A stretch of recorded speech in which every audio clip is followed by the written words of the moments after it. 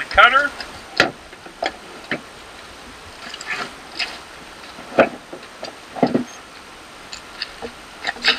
So the big difference for you on the cutter. So this is now, so the current cutters are 208,000 pounds of cut force.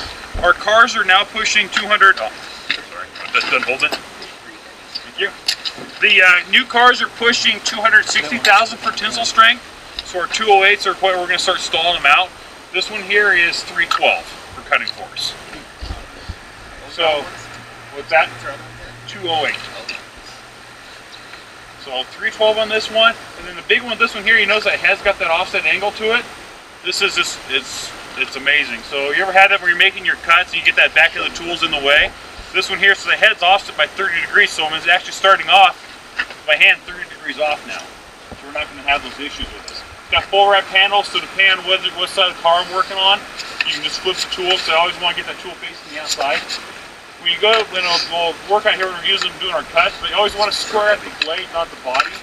So remember when those blades are open, right? It looks like three sides of a square. Our posts are basically all squares, and so square. You want to line up those cutter blades onto that square, and they'll pretty much stay where they're at. So that'd be the main thing: is cruiser jump back to different rigs. Don't always line the body up, line the tool. So when you're on the older cutters, you'll still line those blades up. This one here, you still line the blades up. Other than that, maintenance on it, same as everything else. Wipe it down, a little WD-40 on the blades, and we're good to go on that one as well.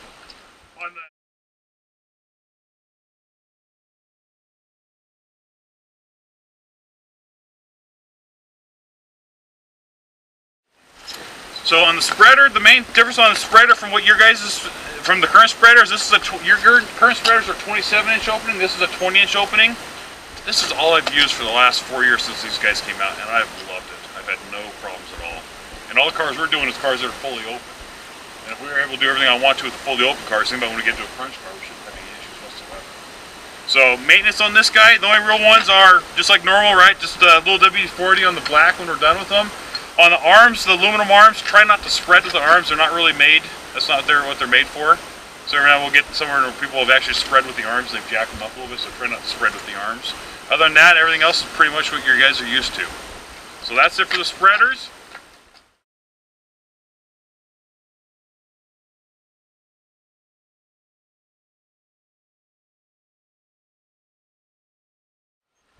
On the ram, same thing as your current ram as far as, so we're 21 inches closed, 50 inches all the way open on it. It's got a, for a little bit until it gets broken, it's got a laser on it.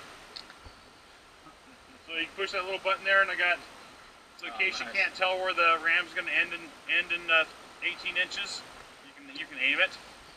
So like I said, until it gets broken, it's kind of cool, but guys tend to jack them up. I see the SWAT team running that out, making them block them off drivers. Yep. So what we're finding is that as long as guys are doing their field peaks and opening up the dash where they're pushing, we don't have any issues. The department said just do blind pushes, otherwise they're kind of jacking them up. And they typically don't want to pay the $300 to replace it after they've jacked it up. Well, it's not a warranty thing. You can't warranty. You can warranty manufacturing, but you can't warranty. You know our history. We'll break it. If you try to warranty fire service, you'd go out of business. Yeah. It just doesn't work.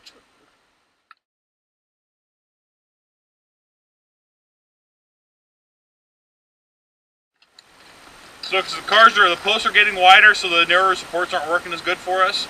So wider support, and it's kind of nice to put the teeth on the bottom, on the leading edge on it. So once we start to get it loaded into what we're going to make our cuts, and it holds and does a really good job for us. When you're pushing on it, we want to push on the rounds, not on the hexes. So you push on the round, everything works correct for you. Got a couple places where guys are trying to show, well, if I put it in here, it's going to bite better. Yeah, it's about $4 grand once you bend the cylinder. Yeah. Because you put it, and they're like, well, I wasn't sure how I was supposed to. Well, there's this riveted on metal plaque on both sides, and then what you were told was the plaque that you had to look at when you put it on, and so hopefully people remember that stuff.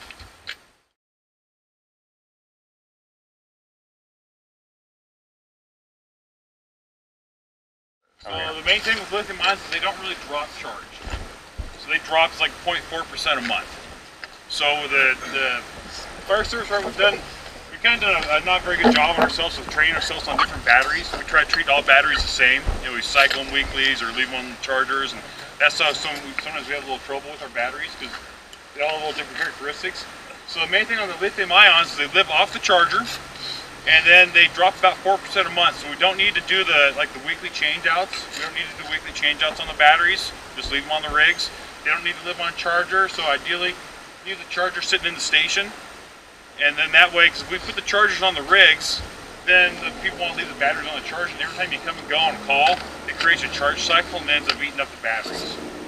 So we just leave the charger in the station, just leave the batteries on the rig. When the batteries are 50%, we'll just throw them back on the charger.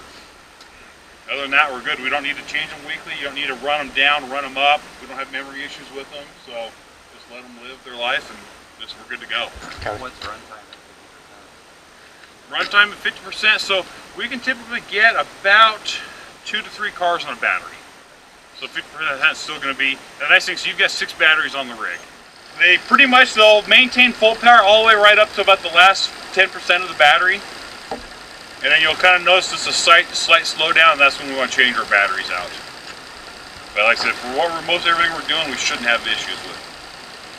Is the last indicator on the battery indicator 10%? Or 25. Yeah, so when it gets all the way to the end, the last button will start to blink, and that's when you know you're there. It is 45 minutes for 90%, so if the battery's completely dead, it's 45 minutes to 90%, then it's 60 minutes to full charge. On the daily checks of these guys, all you gotta do is just hit the battery button, and that's about all you gotta do on the dailies. On the weeklies, just fire them up and just cycle them, open them, close them, and we're good for the weekly checks. Storage-wise, just like everything else, just like all the other tools, right? Store the tips of the spreader open 1/2 inch on the ram, close it all the way, then open it up 1/2 inch, and that should be our storage for these guys. Yeah, and the only issues we really have with them is when they get stored, just like the other tools, if they get stored tight, they'll get the same thing, wet up a little bit of oil coming out of them. So, and is that pressure release same as the other tools in the handle? Yep. Yep. And then these ones will it'll run into the case, and it'll end up weeping. You know, because the way the case is, it handles internal. So you know, the ones that weeps around that gray cup, because that's the low point where the oil comes out. These guys will run all the way down here, and it'll either get wet around where the bolts are, or it'll get wet right down in here.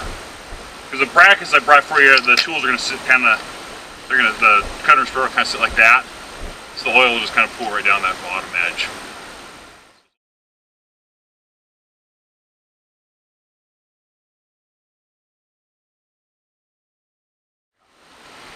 On the motors on these guys, they're brushless motors. So when they're on, they're just going to constantly run for you. And what they found basically is it takes less energy to let it idle than it does to start up and stop down to the motor. When they sit for roughly between 5 to 8 minutes, if they're just sitting, you know, we're doing our thing, we sit down, just leave it alone. About 5 to 8 minutes, it'll shut itself off to save battery life. If it does that, and you go to use it, it's not working, just got to double tap. So basically you have to reset the on off button. So you'll turn it off, and then turn it back on again. And you'll be back in business. There's LED lights in all the carry handles, and they're just a AA battery. The department was at yesterday said, yeah, our lights quit working. Put a battery in it? Battery? That's Magic's light. So you just pull, just like the other tools, right? You pull that cover off, and there's our AA battery underneath there. So basically, if the lights stay on, they won't turn off. That's the low battery. If the lights won't turn on, that's the dead battery. And so the main thing with the battery tools, right? Every time we open or closing, we're using battery life. So that's one of the things. Is it's not like, so you know, you ever see people with a chainsaw when they're sitting there sizing up what they're going to do, and they're as they're looking at what they're going to do. Cool though.